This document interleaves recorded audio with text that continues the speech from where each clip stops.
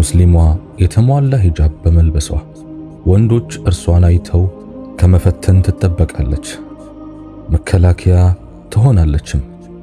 እንዲህ በማድረጓ አይናቸውን ሰበር ለሚያደርጉ ብርቅዬዎች ብቻ ሳይሆን ላይታችሁን ለሚቀላውጡትም አደብ ታስገዛበታለች። ምክንያቱም ውበቷ መስህቧ ስለተደበቀ ምንም ቢቁለጨለጩ የሚያገኙት ነገር የለምና ነው። ነገር ግን በተቃራኒው ማራኪ ገጽታዋ የሚታይ የምትገላለጥ ከሆነ ፈታኙ የጥፋት በር በማይዘጋ መልኩ ይበረገዳል። በዘመናችን ያለውን ሁኔታ ላስተዋለ አላህ በእዝነቱ የጠበቃት ካልሆነች በስተቀር ሴት ልጅ በገዛ እጇ ክብሯን አሽቀንጥራ እንደወረወረች ገሃድ ይሆንለታል። በዚህም ሰበብ ለስሜታቸው ላደሩት መቀለጃና መጠቋቆሚያ ሆናለች። እነኚህ አይነቶቹ ቂሎች ለራሳቸው ተጃጅለው እሷንም ለማደንዘዝ አይንሽን፣ ከንፈርሽ፣ ዳሌሽ ውብ ነው ቅብርጥሲ እያሉ በመማለል ለማይረግበው ስሜታቸው ማርኪያ ሎሌ አድርገዋታል።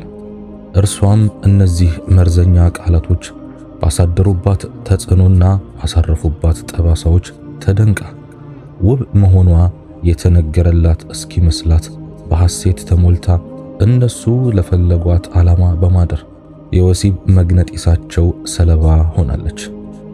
ይባስ ብሎም አሁን ለዚህ አባዚያቸው የህይወት መስዋዕትነትም እየከፈለችበት ይገኛል።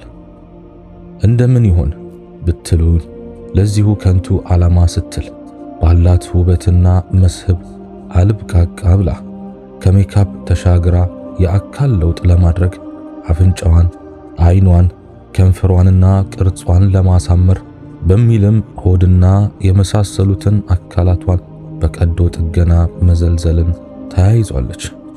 የሚገርመው ነገር ይህ አምሮና ሸንቅጦ መቅረብ ላገባችሁ ባል ወይም በቁም ነገር ለጋብቻ ላጫት ወንድ ሳይሆን ለተመልካችና ለሌሎች ፈላጊዎች ለውድድር ለመቅረብ ነው።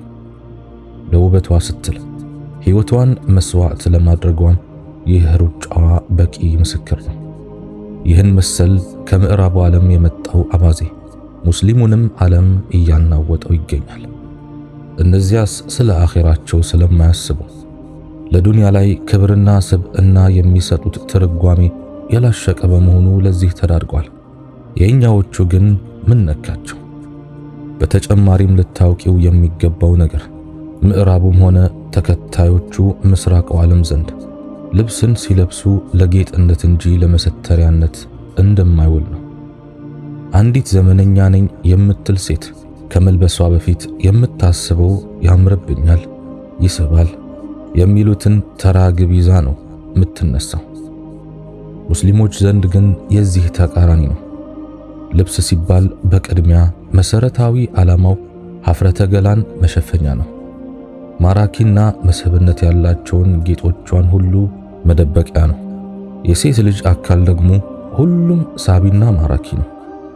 አይደለም የሚዳሰስና የሚታየው ቀርቶ አረማመዷ፣ አነጋገሯና አስተያየቷ እንዲሁም ከጅልባብ ስር የምትለብሳቸው ልብሶች እንኳን ልብን ይረብሻሉ፣ በሽታውንም ይቀሰቅሳሉ።